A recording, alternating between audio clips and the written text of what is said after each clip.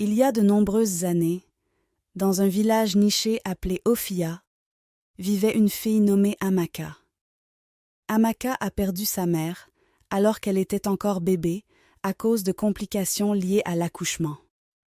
Le père d'Amaka, Moussa, s'est remarié quand Amaka avait 4 ans avec Mariam. Mariam était une femme charmante. Amaka était très heureuse d'avoir une petite sœur et voulait être tout ce qu'une grande sœur pourrait être, mais Mariam l'empêchait de s'approcher de sa fille et lui rappelait constamment qu'elle n'avait pas de mère. Amaka pleurait et le rapportait à son père Moussa, qui ne pouvait pas faire grand-chose parce que Mariam avait pris le dessus sur lui.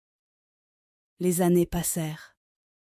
Les filles grandirent pour devenir de belles jeunes femmes, et leur tête aussi, même en double mesure. Mariam veillait à ce qu'Amaka fasse toutes les corvées, y compris aller à la ferme pour chercher du bois de chauffage, au ruisseau pour chercher de l'eau avec peu de nourriture, tandis qu'Awa restait à la maison à ne rien faire, profitant de toutes les friandises disponibles. Moussa regrettait de s'être remarié. Il a rapidement développé une hypertension artérielle qui a finalement causé sa mort en raison des soucis constants. Amaka était laissée seule dans le monde froid en tant qu'orpheline et était traitée très mal par Mariam et Awa. Le prince d'Ophia était parti du village depuis l'âge de 6 ans pour ses études primaires, secondaires et tertiaires à l'étranger. C'était le moment pour lui de rentrer chez lui, car la coutume d'Ophia est de choisir une épouse. Le secrétaire de confiance du roi, Issa, fut chargé de choisir 6 belles jeunes filles qui seraient au palais lors du retour du roi après une période de 2 mois. Issa choisit Awa, Amaka et 4 autres belles jeunes filles du village. Elles commencèrent toutes à se préparer pour être belles. Qui sait, le prince pourrait décider de se marier avec l'une d'elles et en faire la future reine d'Ophia. Mariam décida de soigner la peau d'Awa pour qu'elle devienne aussi éclatante qu'un miroir. Elle acheta différents produits de soins de la peau et veilla à ne pas manquer aucune de ses routines. La peau d'Awa devint aussi fraîche que du lait, une peau que l'on pourrait facilement décrire comme éclatante. Amaka reçut plus de travail à faire et on lui ordonna de prendre un bain 1 fois tous les 2 jours pour qu'elle paraisse malade, desséchée et non présentable devant le prince pour une exclusion immédiate. L'une des villageoises nommée Salima remarqua ce que faisaient Mariam et Awa à Amaka. Elle leur dit « Mère et fille, ce que vous faites à Amaka est totalement incorrect et inacceptable. Le monde est un cercle vicieux et totalement imprévisible. L'avenir de cette fille vous est inconnu et il pourrait être plus brillant que celui de votre fille. S'il vous plaît, faites demi-tour de ce mauvais traitement avant qu'il ne soit trop tard. » « Dieu m'en garde, » répondit Mariam. « L'avenir de ma fille est assuré et Amaka ne sera jamais à sa hauteur. » Awa dit à Salima, « Il est évident que tu ne me veux pas du bien, alors s'il te plaît, pars maintenant. »« Oh » répondit Salima, « que la terre, les arbres et tout ce qui nous entoure soient témoins que je vous ai avertis. » Il restait un jour avant que les filles sélectionnées ne se rendent au palais. Amaka était totalement heureuse, parce qu'enfin, elle serait libérée du travail pendant 2 bons mois, aurait accès à de la bonne nourriture et à des bains quotidiens. Confinée dans les murs de sa chambre, elle fit une petite prière et dit, avec des larmes coulant sur ses joues, « Seigneur, je confie ceux qui sont enceintes entre tes mains, qu'elles ne meurent pas en laissant leurs enfants dans ce monde froid. Garde-les en vie pour élever leurs enfants. Et que leurs enfants ne finissent pas comme moi, Amaka, qui travaille du matin au soir sans nourriture et ne prend un bain qu'1 fois tous les 2 jours. Pas de bons vêtements, pas de bonnes chaussures, pas d'amis, pas de père, pas de mère, juste moi. » Elle s'arrêta et pleura longtemps. Puis elle conclut sa prière par « Que ta volonté pour ma vie soit faite alors que je déménage au palais demain. » Le jour arriva. Hawa avait rangé tous ses beaux vêtements, bijoux et produits de soins dans sa boîte, tandis qu'Amaka n'avait ni boîte ni bons vêtements à emporter. Elle décida donc d'y aller avec ce qu'elle portait, car la seule chose importante pour elle était de quitter la maison. Dès qu'elle sortit pour rejoindre Hawa, Mariam lui ordonna de rentrer à l'intérieur. Pour la première fois, Amaka questionna ses ordres et demanda pourquoi. Mariam lui répondit par une gifle très violente. « Alors tu veux aller au palais pour leur dire que tu travailles du matin au soir sans être nourrie et que tu portes une seule robe pour leur faire croire que je ne m'occupe pas de toi. Hein? Sorcière. » Amaka dit. « Mère, s'il te plaît. » Mariam l'interrompit. « Je ne suis pas ta mère. Ta mère paresseuse et faible est dans la tombe. Si tu as quelque chose à dire à ta mère, alors trouve sa tombe. » Elle se tourna ensuite vers sa fille Hawa et dit « Quand ils te demanderont où est Amaka au palais, dis-leur simplement qu'elle a dit que le roi, le prince, les anciens et les habitants d'Ophia peuvent tous aller en enfer, qu'elle n'est pas intéressée. » Hawa dit à Amaka « Ô pauvre fille, essaie d'avoir une mère dans ta prochaine vie. » Elle prit ensuite sa boîte et partit pour le palais. L'espoir d'Amaka de quitter la maison fut anéanti, et pour la première fois, elle eut envie d'en finir sur le champ, mais elle ne trouva rien pour exécuter ses pensées. À ce moment-là, Salima apparut sur les lieux et demanda ce qui s'était passé. Mariam dit « Rien ne s'est passé, madame, rentrez chez vous. » Salima se tourna ensuite vers Amaka et lui demanda ce qu'elle faisait encore à la maison, sans être habillée, alors que ses camarades étaient déjà arrivés au palais. Amaka trouva le courage de raconter à Salima comment sa belle-mère l'avait obligée à s'asseoir et comment elle travaillait du matin au soir avec peu ou pas de nourriture à manger, et comment elle l'avait aussi forcée à se baigner une fois tous les 2 jours, et que ce qu'elle portait était le meilleur de tous ses vêtements. Salima se tourna vers Mariam et dit « Femme, où est ta conscience? Tu étais censée être un pilier de soutien, un guide et une mère pour cette jeune fille à qui la vie n'a pas été favorable. Mais tu as décidé d'être son cauchemar. Comment dors-tu la nuit en sachant que tu vis sous le même toit avec quelqu'un qui n'a pas mangé ni pris un bain? Comment? Mariam, l'enfant de ta semblable. » À ce moment-là, Amaka était tellement brisée qu'elle dit à Salima « S'il vous plaît, madame, comment puis-je mourir maintenant, parce que je ne peux pas continuer à vivre dans ce monde misérable ?»« Ne dis plus jamais cela, » dit Salima. « Tu es un enfant du destin. Et peu importe ce que Mariam et Hawa ont pensé faire, tu dois accomplir ton destin. » Elle se tourna ensuite vers Mariam et dit « Si tu ne la laisses pas partir immédiatement, j'irai personnellement te dénoncer au roi. Et Hawa, ta fille, sera expulsée et vous serez toutes 2 sévèrement punies. » Mariam n'avait plus d'autre option que de laisser Amaka rejoindre les autres jeunes filles au palais. Elle s'assura qu'Amaka prenait un bain complet et lui donna quelques vêtements de sa fille. Amaka était très reconnaissante et se rendit au palais. En arrivant au palais, la porte était fermée et Amaka frappa doucement à la porte. Le gardien ouvrit la porte et la questionna. « S'il vous plaît, ne me renvoyez pas, » dit-elle. « Ma belle-mère a essayé de m'empêcher, mais d'une manière ou d'une autre, Dieu est intervenu pour moi. » Le gardien dit « Attendez un instant parce que le roi a déjà rencontré les autres invités, et s'il vous voit plus tard parmi eux, je serai sévèrement puni. Donnez-moi juste quelques secondes pour en discuter avec lui. » Le gardien alla voir le roi et dit « Votre Majesté, il y a une jeune fille à la porte. Elle dit que sa belle-mère l'a retardée. Le roi dit « On m'a dit que les filles ne sont pas complètes. Vous pouvez donc la laisser entrer. » Le gardien revint voir Amaka dehors et dit « Tu as beaucoup de chance. Le roi a ordonné que tu rejoignes les autres invités. » Amaka était reconnaissante à Dieu, au moins d'être sauvée des problèmes avec sa belle-mère. Le roi avait ordonné que les filles soient 2 par chambre. Amaka fut donc placée avec Zara. Elle était si heureuse de trouver enfin un foyer en dehors de l'antre du lion où elle était née.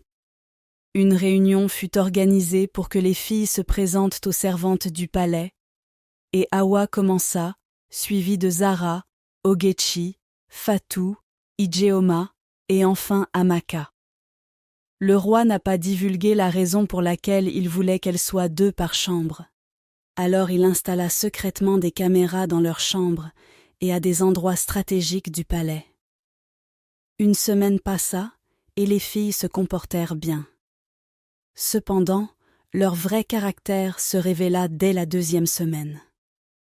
Lors de leur routine matinale, Amaka réussit brillamment car elle était habituée à travailler seule. Hawa était tellement jalouse qu'elle décida de faire quelque chose qui ferait qu'Amaka soit expulsée du palais. De son côté, Amaka évitait Hawa et obéissait à toutes les instructions, car elle ne voulait pas avoir de problème. Elle ne restait presque jamais sans rien faire, car elle n'avait pas été élevée ainsi. Alors elle se retrouvait parfois à la cuisine pour aider les servantes à cuisiner et à faire la vaisselle. Elle se sentait tellement détendue parmi les servantes et espérait même être employée comme l'une d'elles dès que les 2 mois seraient écoulés. Ogechi était très turbulente au palais et revendiquait une position qu'elle n'avait pas atteinte, tandis qu'Ijeoma couchait avec l'un des gardes du palais et finit par tomber enceinte, ce qui entraîna son expulsion du palais.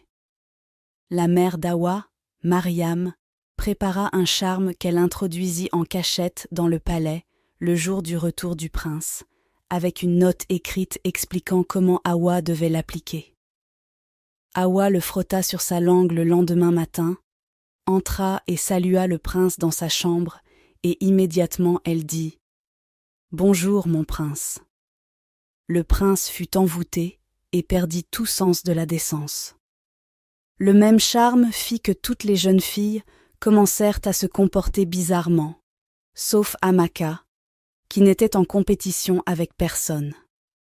Hawa était tellement heureuse que le charme ait fonctionné et commença automatiquement à se comporter comme la reine d'Ophia, donnant des ordres à tout le monde avec le soutien total du prince. Amaka et le chef des gardes du palais devinrent si proches qu'elle lui raconta l'histoire de sa vie. Elle voyait comment les autres jeunes filles se comportaient et comment tout était devenu une compétition de guerre, et elle discuta avec le chef des gardes du palais de son désir de rencontrer le roi pour lui dire qu'elle souhaitait se retirer volontairement et aussi demander à être employée comme servante au palais. Le chef des gardes dit « S'il te plaît, ne pars pas. Tu es une si bonne fille, une belle jeune fille bien élevée. Si j'étais riche, je paierais immédiatement ta dot pour t'avoir rien que pour moi. » Amaka rit et dit « Tu n'as pas besoin d'être riche pour que j'accepte ta proposition. Si tu me demandes de t'épouser, j'accepterai. Nous travaillerons tous les 2 ici au palais, économiserons de l'argent, puis nous démissionnerons pour construire notre avenir ensemble. » « Es-tu sérieuse ?» demanda le chef des gardes du palais. « Oui, je le suis, » répondit Amaka. « Dis-tu cela parce que tu cherches un moyen d'échapper à ta belle-mère » demanda le chef des gardes. « Non, ce serait passer du feu à la braise, car le mariage est sacré, et une décision à vie qui doit être dédiée et humble, et toutes ces qualités que tu possèdes créeront une atmosphère familiale propice pour n'importe quelle femme. » Juste au moment où ils discutaient, les autres jeunes filles commencèrent leur dispute habituelle et le chef des gardes dut se rendre sur les lieux pour les calmer. Plus tard dans la journée, Amaka alla voir le roi et dit « Longue vie au roi, s'il vous plaît, votre majesté. Permettez-moi de me retirer volontairement de cette compétition. » « Mais pourquoi ?» demanda le roi. Amaka dit « Je ne suis pas à la hauteur du prince d'Ophia. Je ne suis qu'une pauvre orpheline qui a été exposée à une vie dure et n'a rien en commun avec le prince. S'il vous plaît, employez-moi comme l'une des servantes du palais, car c'est là que je me sens à ma place pour gagner ma vie et construire quelque chose à partir de mon destin. » Le chef des gardes du palais entra et fut surpris de voir Amaka avec le roi. Puis le roi mentionna tout ce qu'Amaka avait dit. Le chef des gardes se tourna vers Amaka, surpris, et dit « Je pensais que nous avions discuté de cela, et j'avais dit que tu ne devais pas abandonner. » Amaka répondit « Avec la tournure des événements, quelqu'un pourrait mourir ici, parce que cela s'est transformé en guerre. » Le roi dit alors « Retourne immédiatement dans ta chambre, je te donnerai une réponse plus tard. » Le chef des gardes plaida auprès du roi pour qu'il n'approuve jamais la demande d'Amaka, car elle était la meilleure parmi les autres jeunes filles. Le roi sourit et hocha la tête en signe d'approbation, car il était pleinement conscient de ce qui se passait dans le palais grâce aux caméras secrètes. Le roi ordonna aux gardes de rassembler toutes les invitées pour une réunion à huis clos. Sa Majesté remercia toutes les filles d'avoir accepté de rester au palais jusqu'à présent et expulsa Ijeoma et Ogechi pour leurs actes immoraux dans le palais.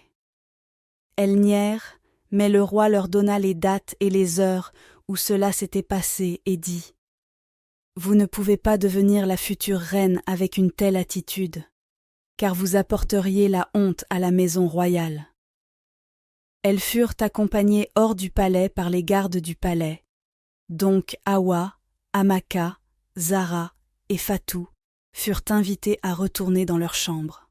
Amaka était déçue que le roi n'ait pas pris en compte sa demande. Elle était fatiguée de tout cela et voulait juste rester avec les servantes pour commencer une nouvelle vie.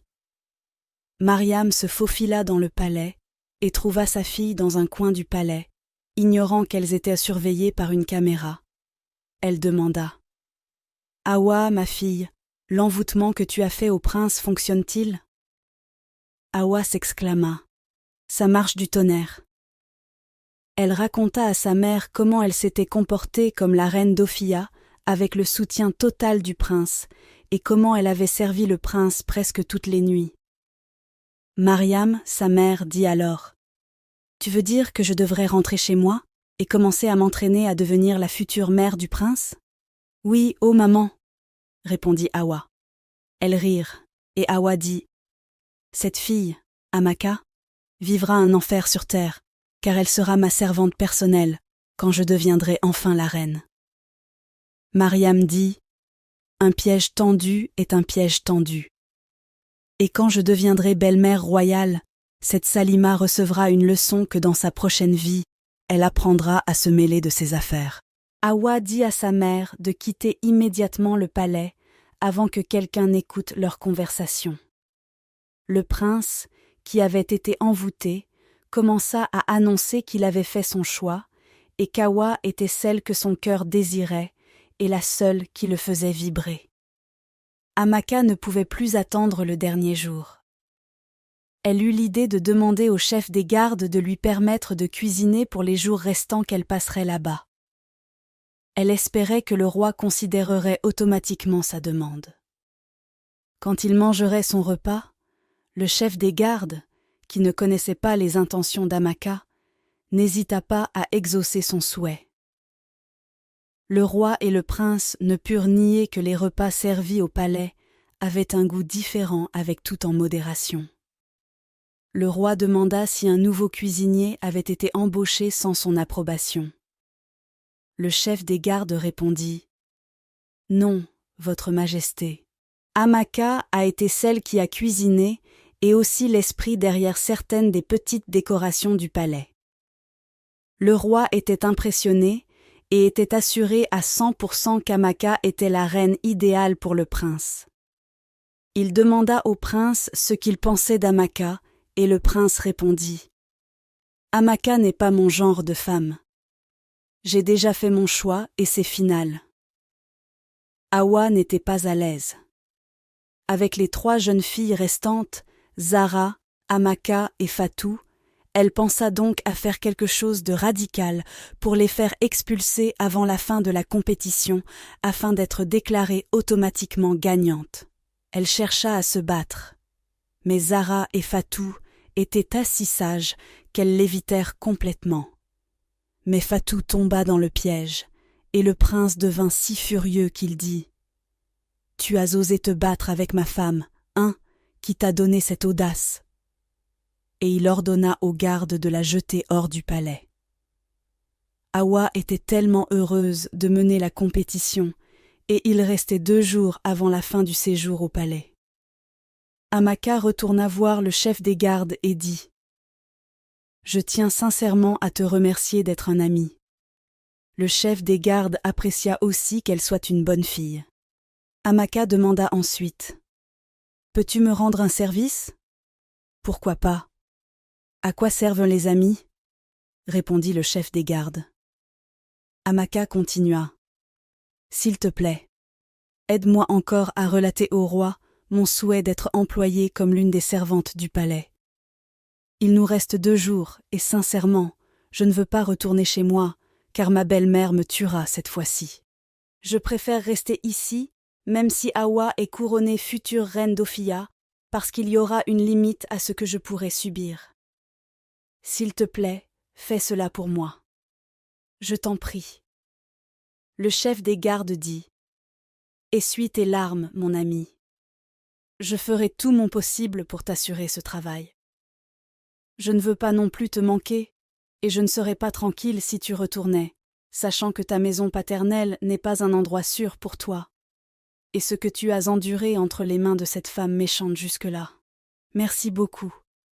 Je promets de ne pas te décevoir quand je serai enfin employée, » dit Amaka, et retourna dans sa chambre. Le jour arriva, et tous les villageois étaient rassemblés au palais pour assister à la cérémonie de sélection de la future reine d'Ophia. Zara et Hawa étaient magnifiques dans leurs somptueuses robes de princesse. Mais Amaka portait une simple jupe et un haut que Salima lui avait donné, attendant juste de commencer après la cérémonie. C'était ce qui importait le plus pour elle. Le roi s'adressa à son peuple et dit « Nous savons tous que 6 filles ont été sélectionnées par Issa, le secrétaire du palais. 3 ont été expulsées et ces 3 sont arrivées en finale. Bien que le prince ait fait son choix. Mais comme la coutume du village d'Ophia l'exige, le prince doit le déclarer en présence de tous les villageois. » Et tous les villageois répondirent « C'est vrai, votre majesté. » Le roi continua. « Comme nous le savons tous, le prince d'Ophia a été envoyé à l'étranger alors qu'il n'avait que 6 ans, après la mort de ma femme. Et je sais que depuis son retour au palais, la plupart d'entre vous ne l'ont pas vu. Et je sais aussi que la plupart d'entre vous ne peuvent même pas le reconnaître s'ils le croisent en chemin. Alors, mon peuple, permettez-moi de vous présenter le prince d'Ophia. » Les villageois commencèrent à applaudir, et il dit « Voici Ekeni, le prince de cette terre. » Tout le monde fut choqué de voir le chef des gardes du palais. Hawa s'évanouit, et sa mère resta sans voix. Ekeni, le soi-disant chef des gardes du palais, salua son peuple, et leur raconta comment son père, le roi, avait élaboré un plan, et combien il en était reconnaissant, car le plan lui avait offert le meilleur cadeau que tout homme puisse demander. Le prince Ekeni dit alors « Mon peuple, la future reine de cette terre, n'est autre qu'Amaka. » Amaka ne pouvait pas croire ce qui se passait, alors elle resta là sans bouger. Elle était juste sans voix. Et soudain, des larmes coulèrent de ses yeux. Le prince Ekeni alla à sa rencontre, essuya ses larmes et ordonna aux gardes d'apporter la robe royale qu'il avait fait confectionner pour elle. Cela restait un rêve pour Amaka, car elle ne croyait pas que le Seigneur serait si prompte à intervenir pour elle. Elle porta la robe et était ravissante. Mariam et Hawa, honteuses et incapables d'assister à la scène d'Amaka, couronnée future reine d'Ophia, durent quitter le palais en courant. Des mois passèrent, et Hawa découvrit qu'elle était enceinte du soi-disant prince qu'elle avait rencontré au palais.